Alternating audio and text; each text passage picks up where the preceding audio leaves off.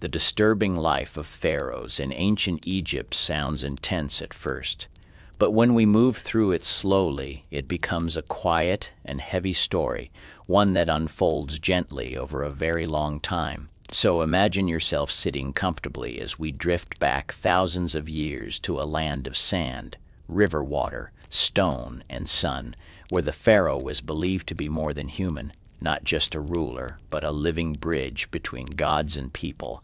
And this belief shaped every moment of the pharaoh's life, from the moment they were born until long after they died. The pharaoh did not wake up and choose their life.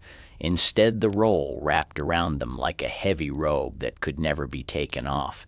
And even as a child, the pharaoh was surrounded by rituals, rules, and expectations that felt endless and unchanging.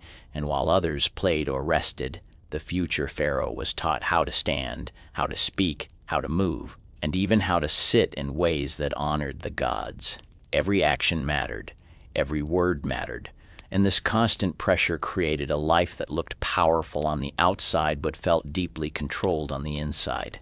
The days of a pharaoh followed strict routines, and those routines rarely changed, because stability was believed to keep the universe in balance. So each morning began with cleansing rituals, slow and careful, using water from the Nile, followed by prayers spoken in low voices, repeated the same way day after day, year after year, and this repetition was meant to please the gods. But it also meant that the pharaoh's life moved in a narrow path without much freedom to wander. Even meals were ceremonial, with specific foods prepared in specific ways, eaten at specific times, and servants watched closely, not out of kindness but out of duty, making sure everything followed tradition. The clothing of a pharaoh, often seen as beautiful and rich, was also heavy and uncomfortable, made of thick materials, layered jewelry, and crowns that pressed down on the head. And wearing them for long hours in the Egyptian heat was exhausting,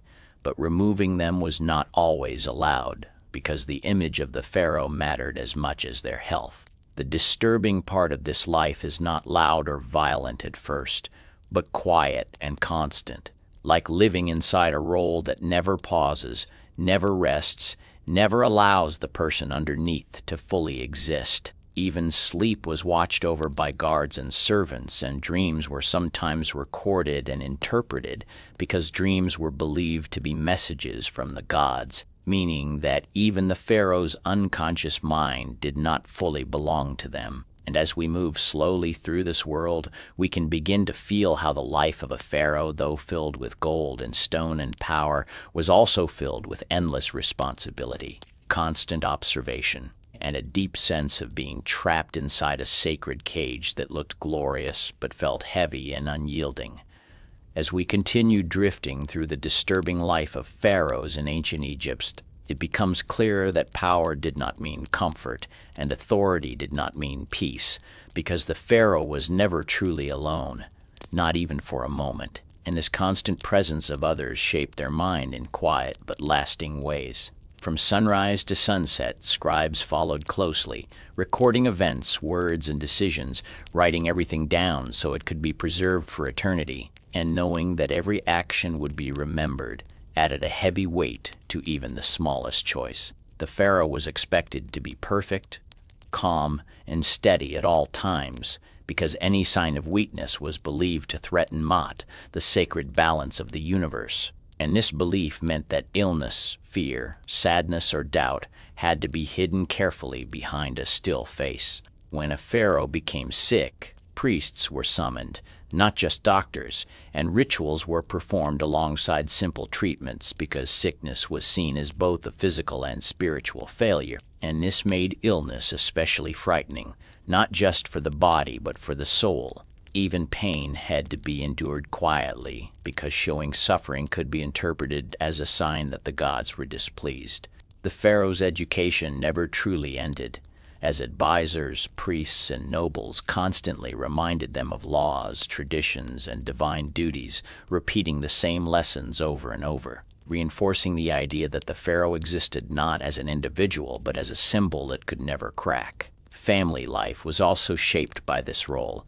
because marriages were often political, arranged to strengthen bloodlines or alliances, and love was secondary to duty, meaning that personal attachment was limited, measured, and controlled. Children of the pharaoh were raised with distance, watched closely, and trained early, because any one of them might one day inherit the same heavy burden, and affection had to share space with preparation and expectation. The palace itself, though large and decorated, was not a place of rest, but a place of ceremony, filled with long halls designed for processions, not comfort, and rooms arranged for rituals, not relaxation. And walking through these spaces every day reinforced the feeling of living inside a sacred machine that never stopped turning. Outside the palace walls, the people of Egypt looked to the pharaoh as a living god, praying for good floods, healthy crops, and protection. And this constant reliance created an invisible pressure that followed the pharaoh everywhere, because every drought, every storm, every failure could be blamed on them. And so the disturbing nature of the pharaoh's life continued quietly, not through sudden cruelty, but through endless responsibility, endless observation, and the slow loss of personal freedom, creating a life that appeared powerful and eternal, but felt narrow, watched, and deeply restrained. As time passed in the life of the pharaoh, the disturbing parts often became more physical, though still quiet and controlled, because the body of the pharaoh was not fully their own, but a sacred object that had to be preserved, maintained, and prepared even while they were alive. Priests carefully watched what the pharaoh ate, how much they slept, and how they moved, believing that the health of the ruler directly affected the health of the land. And this belief meant that natural aging was feared, because wrinkles, weakness, or slowing movement suggested imbalance. To hide this, cosmetics were used daily, not for beauty, but for symbolism and protection, with thick eye paint applied carefully each morning, sometimes mixed with substances that irritated the skin over time, and perfumes and oils rubbed into the body constantly, covering the smell of sweat in the heat, but also sealing the skin, trapping discomfort beneath a smooth surface. The crowns worn by pharaohs were heavy and stiff, pressing down on the head and neck, and wearing them for long ceremonies caused pain and fatigue, yet removing them in public was not allowed, because the crown was part of the divine image. Even posture mattered, because the pharaoh had to sit, stand, and walk in precise ways that matched carved images and statues. And this repetition turned the body into something rehearsed rather than natural. Over years, this careful control could cause aches, stiffness, and exhaustion, but rest was limited because rituals did not pause, and the image of strength had to be maintained at all times. In this way, the pharaoh slowly became separated from their own body, treating it as a symbol first and a living thing second, which is a quiet but deeply disturbing way to exist. The fear of death followed the pharaoh throughout their life, not in sudden moments, but as a constant, slow presence, because preparation for death began almost as soon as a pharaoh took the throne. Tombs were planned early, sometimes expanded again and again over decades, and craftsmen worked quietly on burial chambers while the pharaoh was still alive, carving walls, painting scenes, and preparing statues meant to house the soul. And knowing that these spaces were waiting created a strange awareness of mortality that never fully faded. The pharaoh was taught detailed knowledge about the afterlife, learning spells, prayers, and rituals needed to pass safely into the next world, and these lessons were repeated often, reinforcing the idea that death was not a distant event, but an expected transition that required constant readiness. Even daily decisions were influenced by the afterlife, because every action would be judged, weighed, and remembered, and this belief added pressure to live perfectly, without mistakes, without hesitation. The disturbing part is how normal this became, how living and preparing for death blended together until they were almost the same thing. And the pharaoh existed in a space where the present moment was always shadowed by what would come after, making true rest difficult, even in moments of quiet. Loneliness was another silent part of a pharaoh's life, because while they were always surrounded by people, true companionship was rare, and trust was limited by politics. fear, and ambition. Advisors smiled politely while thinking of their own power. Priests spoke gently while guarding religious authority. Nobles bowed deeply while watching for weakness, and servants remained silent, trained not to speak unless spoken to. This meant that the pharaoh often existed at the center of a crowd while still being emotionally alone, unable to speak freely, unable to complain, unable to show doubt. Even laughter had limits, because humor could be misinterpreted, and casual words could become recorded history. Over time, this careful silence shaped the pharaoh's inner world, making thoughts slow and guarded, emotions muted, and connections distant. The palace, full of echoing halls and high ceilings, amplified this feeling because voices faded quickly, leaving behind quiet spaces that felt empty despite their size. And so the pharaoh learned to live with solitude, not as a choice, but as a requirement of divine kingship. Violence and punishment were also part of the pharaoh's life, though often carried out indirectly, because as the highest authority, the pharaoh's word could decide life and death, and this power created a heavy moral burden that could not be shared. Rebellions, crimes, and failures were brought before the throne, and decisions had to be made calmly without visible emotion, because justice was meant to reflect divine balance, not personal feeling. Ordering punishment became routine, even when it involved suffering, exile, or execution, and over time this repetition could dull emotional response, turning serious acts into quiet administrative tasks. The disturbing nature of this process lies in how normalized it became, how the pharaoh learned to separate themselves from the consequences of their decisions, speaking words that changed lives, then returning to rituals as if nothing had happened. This emotional distance was necessary for survival in the role, but it also created a sense of numbness, where the weight of power pressed down slowly, shaping the mind into something careful, controlled, and quietly strained. As the years passed and the pharaoh aged, the role became even heavier, because the expectation of eternal strength clashed with the reality of a weakening body, and hiding this decline became an exhausting task. Pain was treated quietly. Fatigue was ignored. Public appearances were shortened or staged carefully to preserve the image of divine stability. Meanwhile, thoughts of succession grew louder because uncertainty about the future threatened order, and rivalries formed quietly in the background, watched closely by the pharaoh, who understood that their death would change everything. This awareness created a final, slow tension where each day felt both repetitive and fragile, balanced between tradition and inevitable change. And when death finally came, the process continued as the body was taken, organs removed, preserved, wrapped, and sealed away, turning the pharaoh fully into an object of ritual, just as they had been in life. In this way, the disturbing life of a pharaoh did not end at death, but flowed smoothly into the afterlife preparations, completing a cycle where the individual disappeared entirely into symbol, tradition, and silence.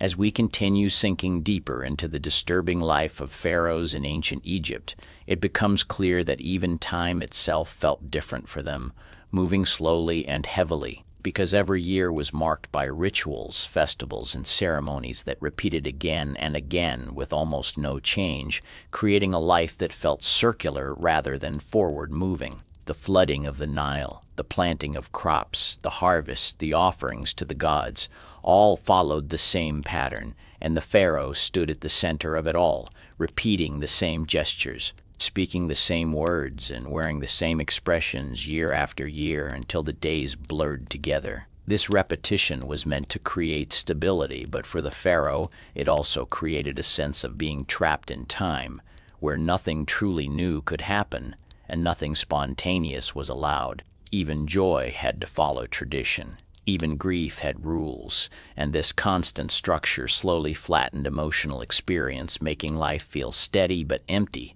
predictable but exhausting. The pharaoh lived inside a carefully maintained rhythm that never sped up and never slowed down, and this endless sameness made the passage of years feel heavy, like walking through deep sand without ever reaching solid ground. The religious pressure placed on the pharaoh was perhaps the most disturbing part of all.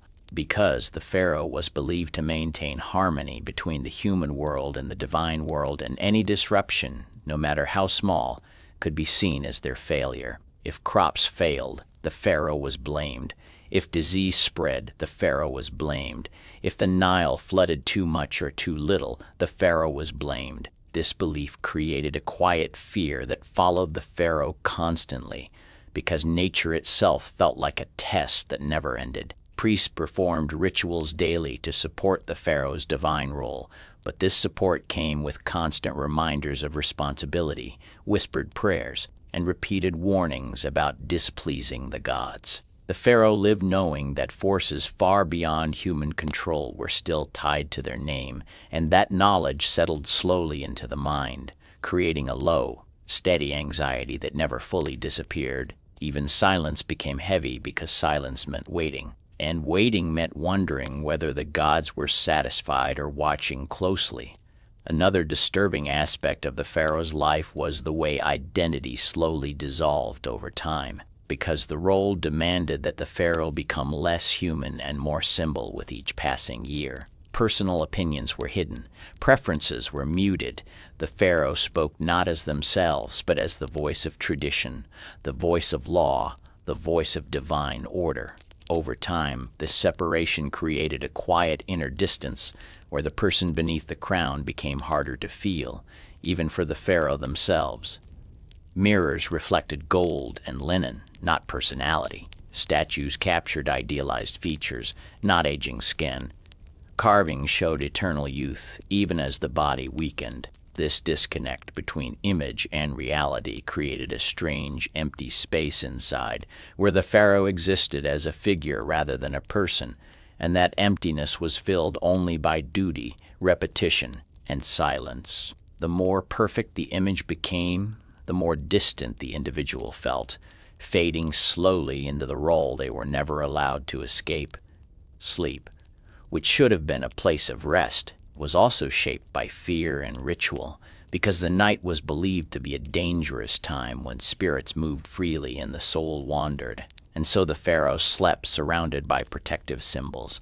Amulets, prayers, and guards, and even rest was carefully controlled. Dreams were discussed in the morning, analyzed for meaning, and sometimes recorded, because dreams were thought to carry messages from gods or warnings about the future. This meant the pharaoh could never fully relax, because even the mind's quiet wandering was watched and interpreted. The bed itself was often elevated, surrounded by carved images meant to protect the sleeper, and the room remained dim and still, filled with incense that hung in the air, making breathing slow and heavy. Over time, this ritualized sleep turned rest into another responsibility, another space where freedom did not exist, and the boundary between waking duty and sleeping peace slowly disappeared.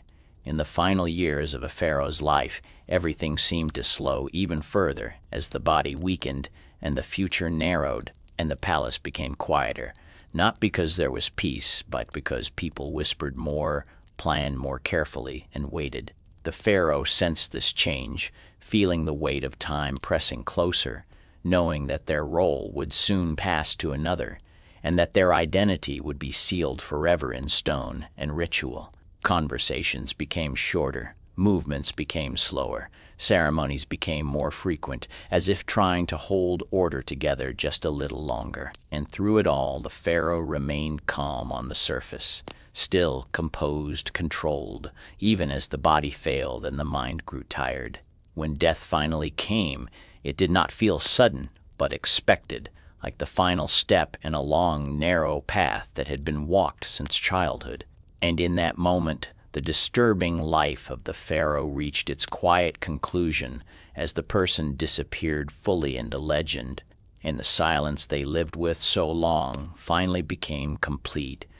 As we let this story stretch out even further, sinking deeper into the disturbing life of pharaohs in ancient Egypt, it becomes clear that the true weight of their existence was not any single hardship, but the endless accumulation of small pressures that never lifted, not even for a moment. Because from birth to death, the pharaoh lived inside a system that did not pause, did not forgive, and did not forget. Every day felt like a continuation of the last, blending into a long, unbroken line of ritual, duty, and expectation, where personal time did not exist and private thought had no safe place to rest. The palace itself reflected this slow confinement, with long corridors that echoed softly, high walls that blocked the outside world, and rooms designed more for ceremony than comfort, making the pharaoh feel both elevated and enclosed at the same time. Servants moved quietly, trained to be almost invisible, and their silence added to the stillness, creating an atmosphere where even breathing felt measured. The pharaoh's voice carried authority, but it was rarely used freely, because every word had consequences, every statement carried weight, and every decision rippled outward into the lives of thousands. This constant awareness shaped the mind into something cautious and restrained, where spontaneity faded and curiosity dulled, replaced by careful repetition and learned restraint. Even moments that might seem peaceful, like watching the Nile flow slowly past the palace or listening to evening prayers echo through stone halls, were never fully restful. Because the pharaoh could not simply observe, they had to represent, to embody stability and divine order, even in silence. Over time, this created a quiet, emotional numbness, not dramatic or painful, but gradual and dull, like sound slowly fading into distance, until feelings became muted and thoughts softened into routine. The disturbing nature of this life lies in how completely the individual disappeared, not through force but through structure, repetition, and belief, until the pharaoh existed almost entirely as a role, carried forward by tradition, sustained by ritual, and slowly worn smooth by time. And so, as we remain with this slow and heavy story, we can begin to see how the life of a pharaoh was less about living and more about enduring the unchanging rhythm of sacred responsibility, enduring the constant gaze of gods and people alike, enduring the quiet erosion of self that came from never being allowed to step outside the role. From childhood lessons to final burial rites, everything followed a predetermined path, leaving little room for choice, little room for rest, and almost no space for uncertainty, because uncertainty itself was considered dangerous. The pharaoh's world was one of controlled movement and careful balance, where even emotions were shaped by expectation, and where showing fear or doubt could unsettle the fragile idea of divine rule. This meant that the pharaoh learned to become still on the inside, to smooth over thoughts, to slow reactions, and to accept the steady narrowing of personal freedom as the price of maintaining cosmic order. The passage of time did not bring relief, only familiarity, and familiarity slowly became weariness, carried quietly beneath layers of gold, linen, and stone. When people today imagine the power of the pharaohs, they often see monuments, statues, and grand tombs. But beneath that image lies a life lived in constant restraint, where the greatest disturbance was not chaos, but silence, not violence, but repetition, not fear, but expectation. And as the pharaoh aged, that expectation only deepened, pressing more firmly until life itself felt like a long preparation for disappearance, a slow fading into ritual and memory. In the end, the pharaoh did not escape this system, they completed it, becoming exactly what they were trained to be, a preserved image, a carved name, a story told softly across centuries, while the human being beneath was left behind, dissolved into history, resting at last in a stillness deeper than any they had known in life. As this quiet story settles, it becomes easier to see the disturbing life of the pharaoh as something slow and heavy rather than dramatic, a life shaped by endless repetition and gentle confinement. The days passed in measured steps, marked by rituals that never changed and duties that never paused, until time itself felt flat and unbroken. Power existed, but it was distant and formal, wrapped in tradition, leaving little space for personal feeling or simple rest. The pharaoh learned to move carefully, speak softly, and think within narrow paths, because even small changes felt dangerous. In this way, life became calm on the surface and empty underneath, a steady rhythm without surprise. And when night came and the palace grew quiet, The stillness did not bring comfort, only continuation, as another day slowly waited to begin.